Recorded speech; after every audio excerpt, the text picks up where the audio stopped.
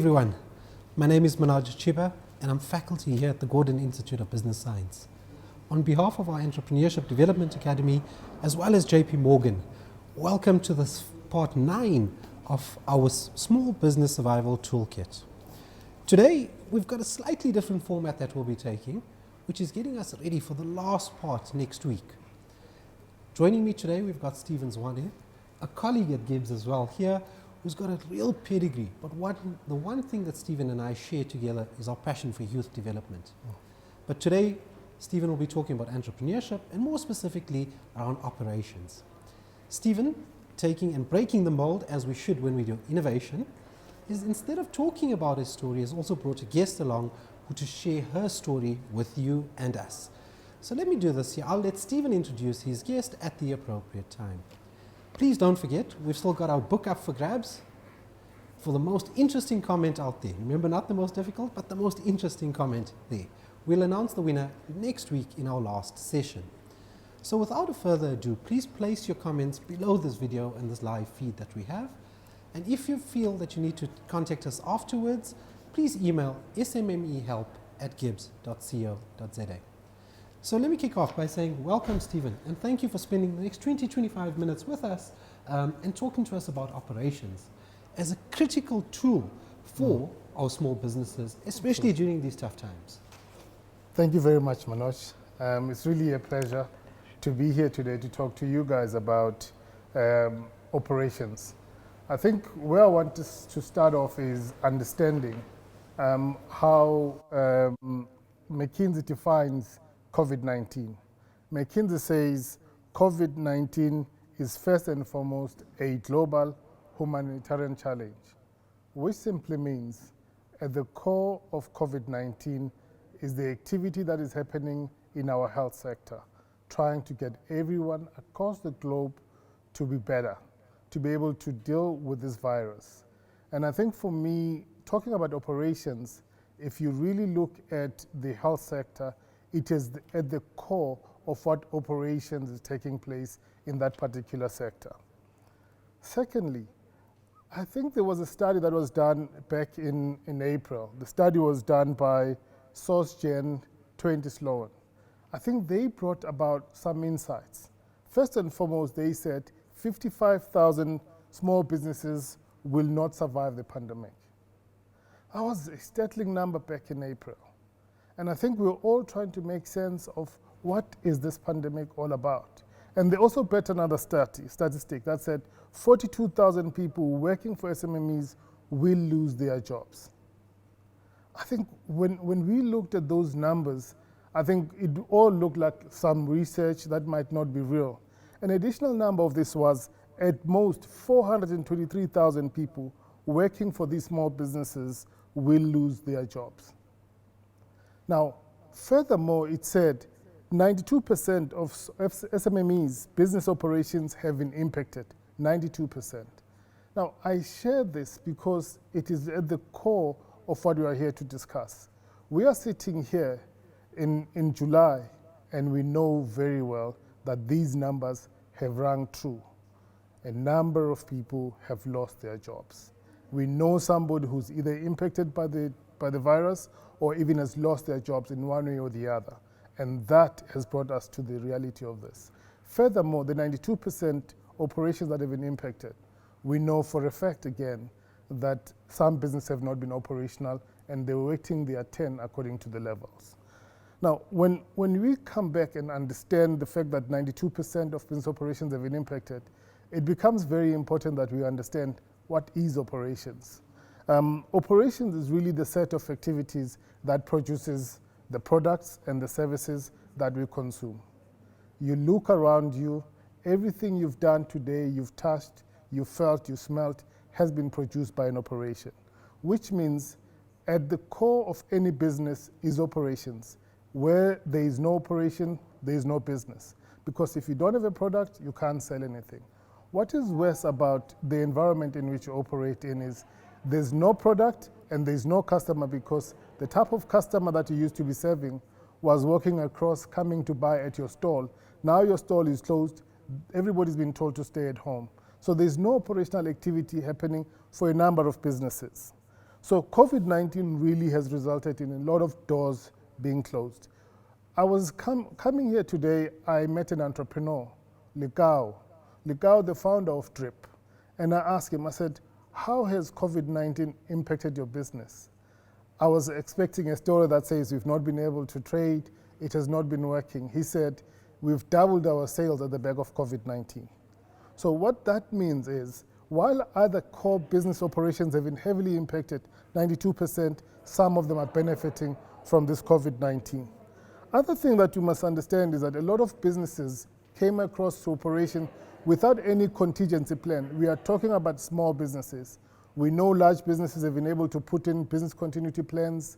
They've put out teams together to run an operations recovery process, but not all SMEs have got this capability. And we know that stock has been heavily impacted. And you rely a lot on physical contact with customers, and now customers cannot come to you because they are stuck at home. Now, that is the view of operations. Now, if you look at it, at the core, the backbone of the economy is small businesses. They are imperative in everything that we do. So their ability to adjust and recover is very important to the success of the economy, to the success of these businesses. They need to find a way to adjust to the new normal.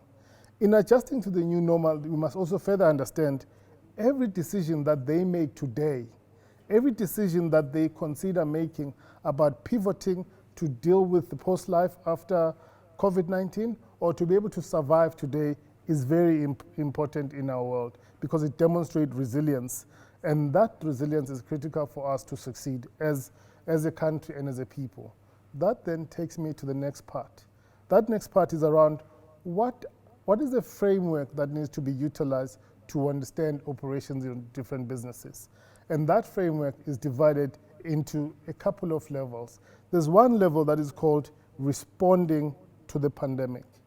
Now, responding to the pandemic started back in late March, April. A lot of businesses were trying to understand what does social distancing mean, what does it mean into their businesses, how do they react, how do they respond, what protocols they need to adhere to.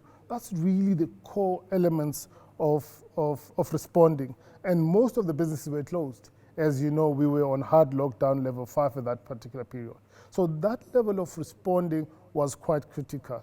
A number of businesses did not even know what to do during that period, especially small businesses. All they knew was, we can't operate, we can't sell. The next phase of this journey is around recovery. Recovery is really about, okay, now that I know the impact in my business, now that I know that I can't sell 4 of my products because of the protocols, I can only sell 1. Okay, what does it mean?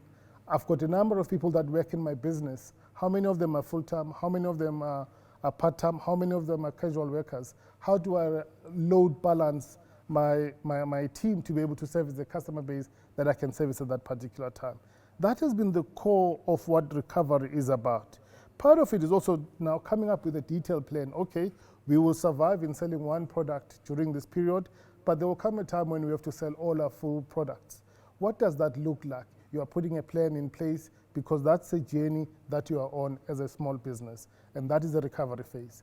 There's another phase that has been very important now, which is reimagining. Now, reimagining means you've had a normal that you're dealing with from responding to recovery. Will that normal continue to exist later on? Will that normal be the normal that you are used to, or there's a new normal that is emerging? What does it mean about the ability to go online and think about servicing your customers online? Maybe you had it in your plan, but you never imagined that would be possible. That is at the core of the conversation on reimagining. Be clear how your competitors will be changing, how the regulation will be changing and influencing the way you are working. And I think we then go in and assess the details around each and every one of the recover, respond, as well as reimagine. We take you through some details. This information will be made available to you at your request, of course. You get up to speed. I want to first track into reimagining, which is the slide where we're saying reimagine, preparing for success in the new normal. That is about future-proofing the business by building resilience, identify and understand the risk, prepare for the next crisis. Now, I go to this one because if we had a discussion like this back in April, I would have spent more time in recovery. But a lot of you fully understand now what protocols we need to adhere to, when the customers need to wear masks, sanitization and the rest. Now you need to think about, okay, how do I prepare for the new normal? And that is at the core of what we want to discuss today with our guest. Allow me to welcome into the conversation an entrepreneur, an author, founder of Busy Corner, a famous Shisanyama in South Africa and in Johannesburg in Eguruleni, Ebony Park and Ivory Park. Zwane, thank you for joining us. It's really a pleasure. We wanted to bring operations to bear because you have been hard hit by COVID-19. In starting our conversation, I'd like you to know that we value input from entrepreneurs like you.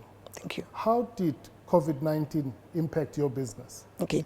First, thank you for inviting me. COVID-19, when it all started, end of March, yes, it was a case of it's 21 days lockdown, and everybody was sort of like, we know it's a virus and we need to protect ourselves, our staff, maybe for small businesses and people like Zwane that have had the fires burning for about 22 years. A little bit of saying, hey, maybe we needed this, and 21 days came past and then it was extended. But I must mention that there was some of emotions when sort of like wrapping up things and making sure that you leave the shop clean so that you don't have issues, you get called, maybe something went wrong. And there was a time when I stood and I looked at that at the shop, a Busy Corner, and I shared it here to think that I am so used in setting up shops not to wrap them up. But nevertheless, I thought, okay, give it a month, 2 months, we'll be back in business. And responding to it was a case of, whilst sitting at home, you're also thinking of your staff as well. And you know that since you'll be unable to pay them because shops are closed, but the IUIF that were promised, that they will get, but that it may not be something that will happen in a month or 2 months, probably to about 3 months. And what do you do to look after your staff emotional safety at the same time? Because those are human resources that when we open, we want to have them. And then we made plans to make sure we look after them, not buying food parcels, but going to buy vouchers from your retail shops. And 2 months later, and we're realizing that, okay, wait a minute, it's end of April, it's almost mid-April, end of April, in fact, going to May, it doesn't look like we're going to be opening soon. And then you start thinking, that's responding, you start thinking, what if this pushes, for the next 3 months? And as an entrepreneur and a business person that is trying so hard to be positive, you think, we can still stomach 3 months, And then 3 months went past. We're now at 4 months to fast forward, and we're looking. Everything actually has changed. How you look at the business, how you look at operations. I'm not sure because I had to also mention the recovery at the same time, and if I should continue there. But you go back and you say, okay, because 3 months is over now, and this type of the business that I am in, it's more of a sit-in restaurant, It's not like your fast food. It was never designed like that, Even the systems that you were putting, processes and procedures, you were putting them to accommodate the fact that you running a restaurant that runs like 10 hours or 12 hours with this number of staff. And now you sort of have to re-look at that. How then do you adapt? So part of the respond, recover, and reimagine process is the reality that jobs will be lost. Is the reality that you will not be making money as you are used to. Is the reality that you need to adhere to certain protocols that require you to invest. Were jobs lost? We were in a situation whereby we're basically saying we have HR division, and then we ask, what do we do in this situation? Because it's either you lay people off or you sort of like retrench them. And we know that when you retrench people at the same time, you've got to go back to labor law and make sure you make it correct. So those are where sort of like decisions that we're battling with. And we're saying the minute we retrench people, then we're saying it's over. And that's not the impression that we wanted to do. So you had to battle with that and probably saying, let's rather lay them off, let them get their UIF money, let them, after everything is over, we'll probably go back to normal. But when as a business person now and an entrepreneur, whilst you're worrying about your stuff, you also have to remember that you too have got obligations, because you had a business that was running successfully, and this came like a bomb. And then you now have to think that, what do I do in this situation? You go and you find suppliers because you sort of like feel that at least I've addressed the staff issues, Now you go back to your suppliers, you go back to your sort of the service providers, you make sure you get the stakeholders, you have meetings with them because you are in a position whereby you can't pay them because the lockdown came abruptly, and more so, Tina, who are in food and beverage industry, you can imagine that you're sitting with stock that you can't even sell. That is going to go off in a month, in 2 months' time. In 3 months, you're sitting with stock that's almost 70% of it you cannot sell. And you start thinking that by the time I open, will I be able to go back to the suppliers and say, take your stock and give me money, because they too are feeling the impact of COVID-19. Those are all, areas that as a business person and entrepreneur, you sit and you think, how then do I get out of this? And this Stephen reminds me of what the book that I had written, Conquering Poverty of the Mind, when I was saying 80% of business is actually relationships. It's only 20% that's about the products that you're selling, because when you've built those relationships, you are able to go back. And yes, talking about operation today, I want to be excited because I am one person who loves operation because it's action that is happening. But then you can imagine when you've put all the action and you've put like a movie, you've put all the systems and everything that you now know that I've got a product that is complete that I can present to the world and say, this is what I am selling. And COVID-19 came and basically demands to say, go back to all the systems that you've been putting for all the years and see if those systems are still relevant now. I will use the example. The time when we're then told that in my industry, which is food and beverage, we're told that at least you can open for takeaways. We had to go back to sit and re-strategize now to say this business was never about takeaways. Now, where do we start, Then you go to companies like Uber, then you start looking around the community that you're in, if there are those that, have got delivery apps, because part of what Zwane loves and passionate is also empower young people. Then you start saying, even in the midst of all that, you're still thinking, who is the young person that maybe can come in and I can empower. But what I learned from that is having to restart all over again and look at the operational part of the business. And the operational part was saying, you had a 400-seater table restaurant, you have a 400-seater restaurant, and now you have takeaways only. And the system that you had implemented were not for takeaways. Therefore, you have to look at the square meters, look how many people that I need to start working on a skeleton staff. And then you start advertising differently because you've positioned the brand for more than 20 years as a premium sits in a destination restaurant. So it changes the whole ball game. Wow. So thank you very much, Zwane, for painting the picture, for taking us through your thinking process, the impact on your business, which is very clear. There was a huge impact on people. You needed to be sympathetic, you need to align, you need to lay some of them off, you need to support them through that process. Secondly, you needed to make sure that your supply chain process works for you, that you go back and ask for terms, I suppose, realign, take stock back, be clear what you need to produce and what you can't produce, and then service in the way that the government was giving you. But more importantly, you need to rethink your business model. Because part of rethinking your business model now is saying, as much as I'm a destination restaurant, it doesn't mean that I can't operate. And I think all of those things, a lot of businesses are finding themselves in that particular state. This is who we are, we will never change. But at the end of the day, operations must continue and change is very necessary. And I think for me, coming back, I think Zwane, if there are any questions for you, Manoj will be able to deal those. I want to shift to now leaving certain things with our colleagues and everybody who's watching so that they can understand what we are thinking about.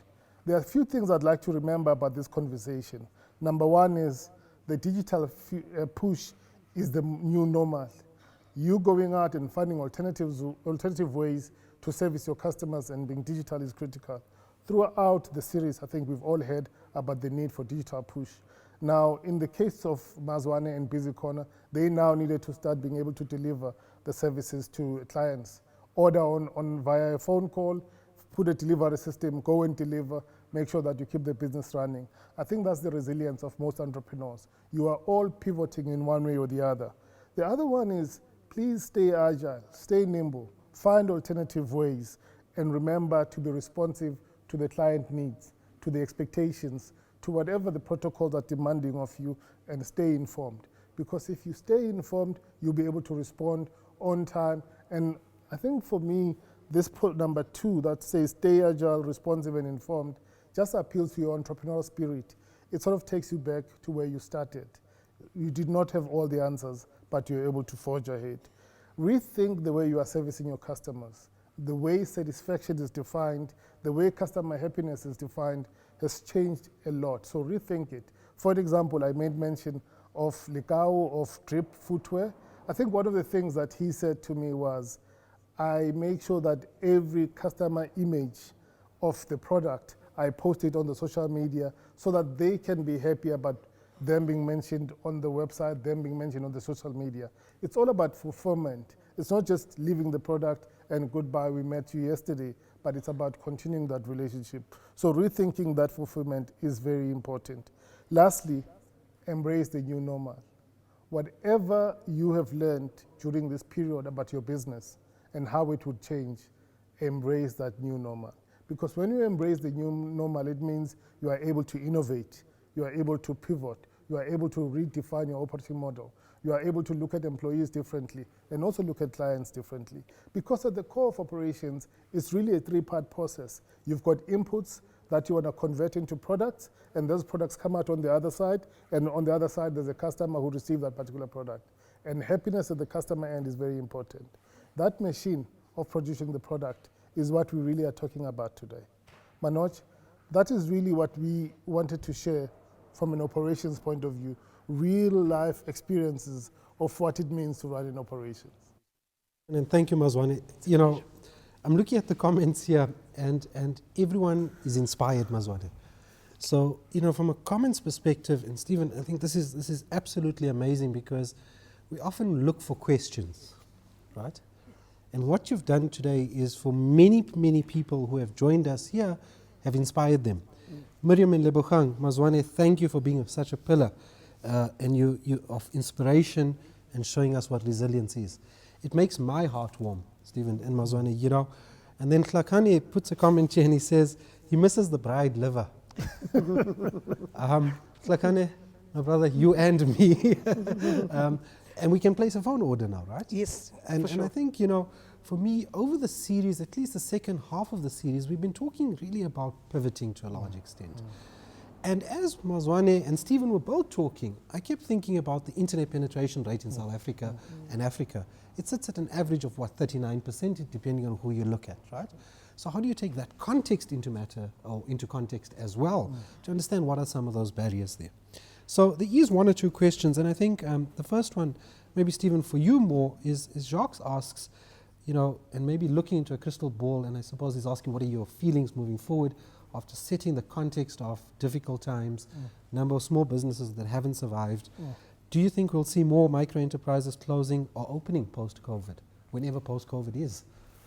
So I think the first 3 months is always the biggest test of any business ability to survive. And a lot of businesses that could not pass the 3-month threshold have not survived. And I suppose at the back of a business is an entrepreneur who's thinking about coming back.